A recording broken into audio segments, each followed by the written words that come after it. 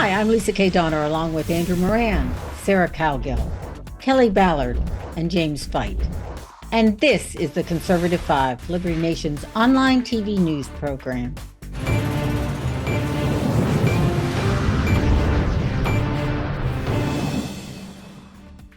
Hello, is anyone there? That is the question many Americans on both sides of the political aisle have been asking about Joe Biden. And now it's a distinct possibility that two elderly candidates, Donald Trump and Joe Biden, will be on the campaign trail trying to win back their perch in the Oval Office. This is why Americans have been calling for cognitive assessments before another election comes and goes. Seems logical enough. So why has this been so hard to accomplish? Jim, you've looked into these things. What do you say about the Montreal Cognitive Assessment Tests? You know, I have looked into it, and that's not a bad test. It tests things like short-term memory and your ability to pay attention to the things happening immediately and recall them back. And I think a cognitive test, whether it's that one or some other test, I think that's a great idea for any public office. I've seen and heard over the years many politicians of all stripes and in different positions say some of the most inane, sensational, and or just complete empty statements imaginable.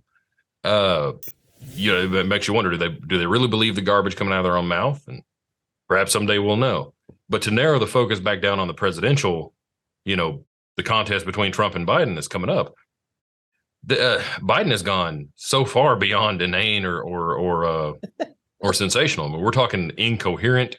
And even when you can make out what he's saying in actual English words, sometimes it just doesn't make any sense contextually. Like, and when he was during the 2020 campaign, he declared himself as running for the Senate. It cracked me up. We elected a man president who told us he wasn't even running for president. He was running for Senate. And in the very same appearance was when he said, if you don't like me, vote for the other Joe Biden. So yeah. I think a cognitive test as a gatekeeper would be great. All right, and he said too, we can only reelect Donald Trump. You also said that in a different speech. Oh, you're right. I forgot about that. Okay, Andrew, start at 100 and count back by 7. 100, 93, 84, 77, 71, 60. No, I think you're off. I think you're off. I have one thing to say, though. I have one thing to say here. Person, woman, man, camera, TV. Can you repeat that? Person, woman, man, camera, TV. Does anyone remember where that's there from? You go. And I'm a lot older than you. Lisa can run for president. But does anyone remember? Andrew cannot. Does anyone remember where that came from? No. Donald Trump, when he had his cognitive test as president, it was on Fox News, and he said that they told him to repeat that: person, woman, camera, man, TV. Like you'll go person, woman, man, camera, TV. Could you repeat that? Oh, that's interesting. Well, it is an interesting test, but it also tests spatial relations. So like the other day, Joe Biden was with the Air Force football team or something like that. They're supposed to give him a jersey and, a couple other things. He took the jersey and just started wandering down the didn't know where he was or what he was doing. I mean, looking around like the poor guy's holding the signed football, and Biden just walks away without it. Yeah, everyone's just looking around. What happened? The first gentleman was surprised. The defense secretary was. Everyone was just shocked. Where did he go? Why was he leaving? Well, I've said before, and I think it's true. He kind of looks like your granddad that's wandering around the Walmart parking lot looking for his car.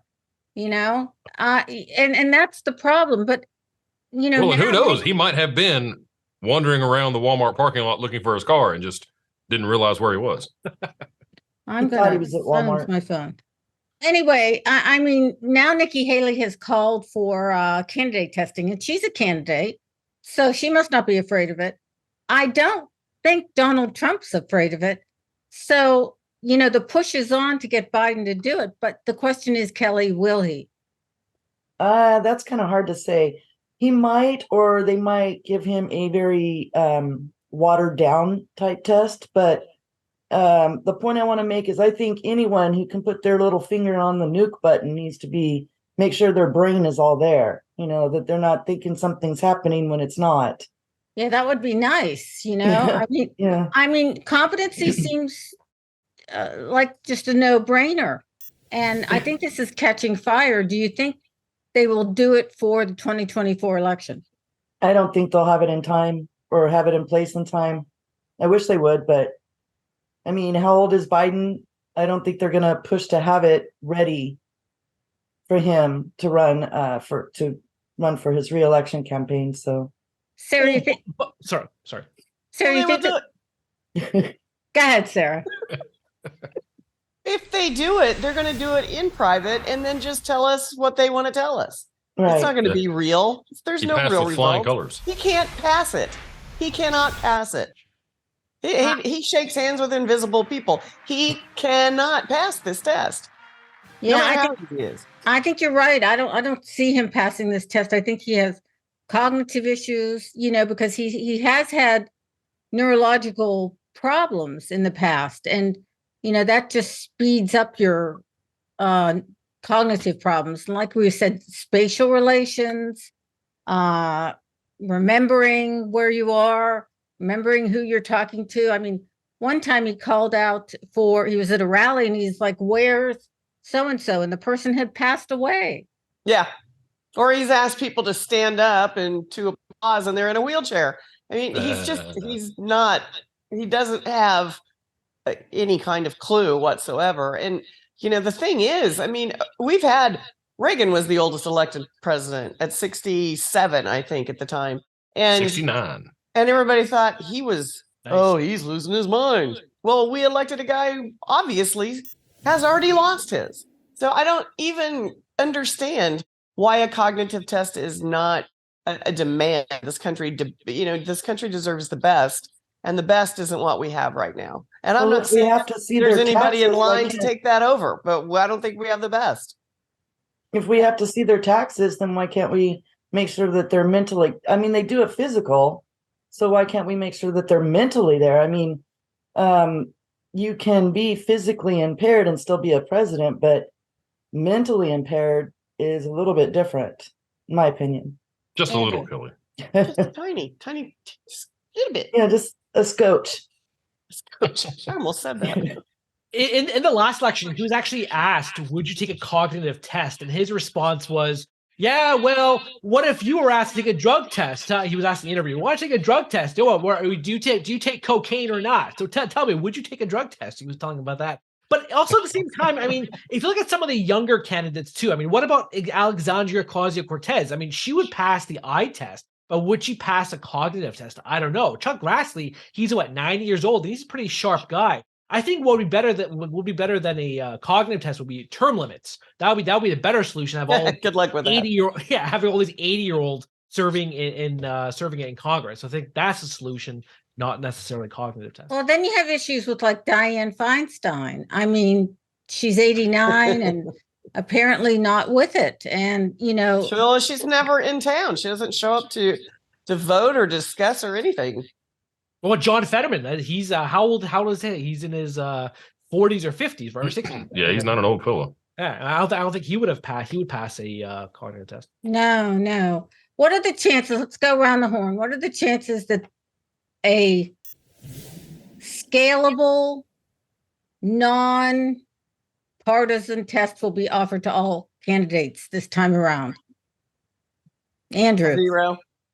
Well, let me tell you, Laura, I'm going to make sure that the Supreme Court passes ice cream.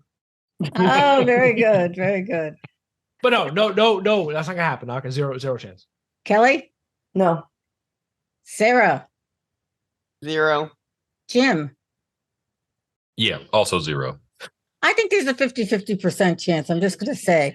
It seems the time has come to start testing candidates for cognitive decline. Anyone who wants to lead this country should be pleased as punch to take the test. I mean, there's no calculus or algebra on it. Thanks, panel.